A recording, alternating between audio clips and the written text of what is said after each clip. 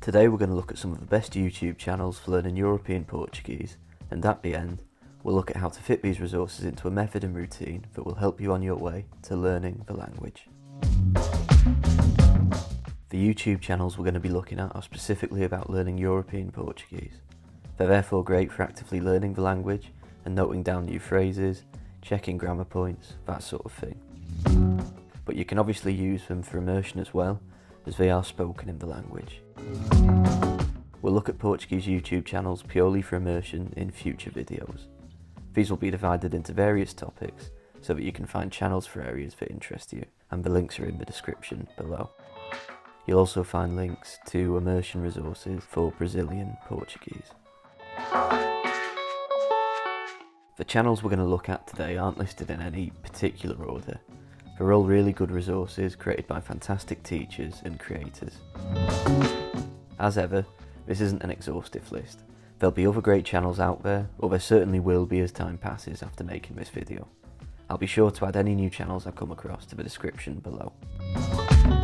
You'll also be able to find them in the corresponding article on the How to Learn Languages website, the link to which will also be in the description below. The first channel we're going to look at is Portuguese with Carla. There's loads of great videos covering a wide range of topics. There's videos on grammar for when you want to clarify a certain rule, but there's also loads of useful advice about life in Portugal and the Portuguese language in general. For example, this video here discusses the Angolan influence on European Portuguese, whilst this video compares Angolan Portuguese with European Portuguese.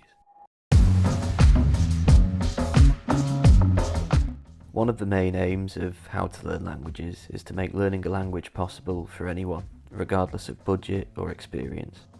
The focus of these videos and the ebook guides is therefore on free resources, but this doesn't mean paid resources aren't useful if you deem them worthwhile for your means. Alongside all the great free content on their YouTube channel, Portuguese with Carla also have a paid membership site, structured progressively and in the style of a film containing lots of scenes. I tried the free trial for the sake of this video and would highly recommend it. A link can be found in the description below. This isn't an affiliate link, and paid resources are not essential for learning Portuguese, but this one's definitely worth looking into if it suits your budget. So moving on to the second channel, it's Portuguese with Leo. There's loads of videos on a wide range of topics, such as grammar, expressions, culture, regional accents, the differences between Brazilian and European Portuguese, and much more. For example, the following video compares 8 accents from Portugal, whilst these two videos look at 2 accents and their vocabulary in more detail, those of Porto and Madeira. There's also videos like this one here, which discusses Portuguese expressions from São Tomé and Príncipe. Portuguese with Leo also has a podcast, and the link for that will be in the description below. It's another great resource, especially if you're on the go. Not every channel will have a podcast, but it's worth checking with each of them to see if they do, as it can be a convenient way to listen to their content during the commute or whilst doing exercise. As a side note, it's worth mentioning that the videos of all of these channels usually aren't spoken at full speed, which is absolutely fine. It helps, particularly when you're a beginner and you're going to these channels to learn specific things, such as to learn some new phrases or check on a certain grammar point. But because it isn't spoken at full speed, do just be sure to immerse in other materials, such as films, podcasts, and even other YouTube channels where the language is spoken at a normal speed. This way, you won't get a shock if, later on, you suddenly start listening to the language as it's spoken normally, as your ears will already be adjusted to it. But even with that being said, these are still perfect channels for learning new things and getting some sort of immersion in at the same time. They're worth using at any stage during the process, and of course, they're going to be particularly helpful for beginners, but given how varied the topics are on these channels, you'll find there's new videos all the time on interesting topics relating to Portugal and the Portuguese language. Although it's ideal to immerse in the language without English subtitles, the option of English subtitles is not being discouraged for these channels, because their videos aren't solely for immersion. They're an excellent compromise if during the early stages you're wanting to immerse in materials where you can understand a lot of what's going on, but they are also just a great way to actively study the language and pick up new phrases. Now, just as a final thing on that, do be sure to still spend some time immersing with videos at normal speed and without subtitles, as this is the most accurate reflection of the language you'll encounter in daily life when speaking to Portuguese speakers.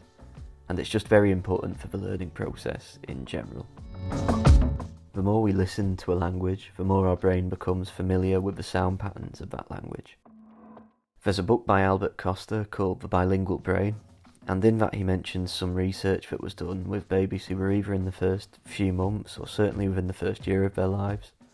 And the researchers basically used some sort of method, I'm not sure what exactly, there's more details in the book, but basically, however scientists do this, they were able to monitor the brainwaves of what was going on in the brains of these babies whilst they played two languages to them. And off the top of my head, I think it was Swahili and Turkish. And what they found by monitoring the brainwaves of the babies was that they could tell, as in the babies could tell, that they were listening to two separate languages. And so in other words, our brains are incredible at recognising sound patterns, and that's why it's vital to keep immersing in the language, even when it feels frustrating and you don't necessarily feel like you're making improvements. In the background, your brain is getting better and better at recognising the sound patterns of the language. And that's why we have these what feel like sudden breakthrough moments every now and again, when in reality, it's more of a cumulative process where all the immersion we were doing has built up and we're getting increasingly comfortable at recognising certain patterns of sound in the language. Now, for the rest we won't go into as much detail, simply because the same points apply to all of them. But rest assured, they're all great channels that are well worth your time. And remember that you don't need to stick to just one. You could easily use all of them, you can mix and match, and in terms of improving your listening comprehension, it serves your Portuguese well to have various different sources, because obviously no one speaks exactly the same. So having that variety can only help. So we've got here Portuguese Lab, Talk for Streets, Mia Esmeri's Academy, Learn Portuguese Online, and Learn European Portuguese Online. Each of these are great channels and would be well worth your time. Any channels that haven't been mentioned haven't been left out intentionally. I'll do my best to add links to any others to the description of this video, as and when I come across them, as there'll no doubt be others out there, be it now or certainly at some point in the future. In terms of fitting the resources we've covered today into a plan for learning European Portuguese, there are 3 essential things you need to learn any language. These 3 things could be called different names based on personal preference, but they boil down to the same things. These are the passive part of the process, the active part, and practice. The passive part of the process is perhaps most important, in the sense that it's most likely to have been the missing ingredient. As when we learn languages at school, it's impossible to spend much time listening to the language in its normal form, at normal speed, and how it's used in daily life. And this is why, even though we perhaps learn how to conjugate some verbs and say a few sentences, when we actually hear the language properly in normal settings, we struggle to understand it. The active part is probably going to be the most familiar, in the sense that it does involve active study, but it doesn't have to be in the more traditional ways you may be used to from school. By all means study grammar in isolation, and verb tables if you enjoy that, as enjoyment is the most important thing, but you don't have to. The active part of the process, for many people, can just be a case of looking for new phrases and learning them, remembering them.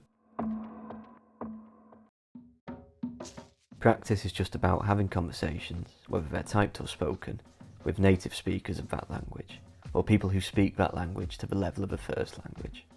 Ideally, anyway. If at the start you're a bit tentative and want to develop your Portuguese a bit more before having conversations, that's absolutely fine. You can just pose questions to yourself and think of how you'd respond and practice answering them. May sound a bit odd at first, but it's absolutely fine, and it's an effective way to improve. The most effective way for improving your fluency is to practice with other people, as it's the most immediate form and it'll make your responses feel more automatic in future. But for many people, it can seem a bit daunting to start that straight away. Some people do advocate starting that straight away, but you don't have to. It's just personal preference. With regard to the resources we looked at today, they're great for the active part of the process. You can learn loads of new phrases, and they're even a fun alternative if you want to check a grammar point to looking it up in a textbook. And of course, a much more cost-effective method for doing that. They're also helpful for immersion, but they shouldn't be your sole form of immersion, as they are spoken a bit more slowly than the language normally would be. Over the coming weeks and months, there'll be more videos like this posted on this channel to help you learn both Brazilian and European Portuguese, as well as various other languages.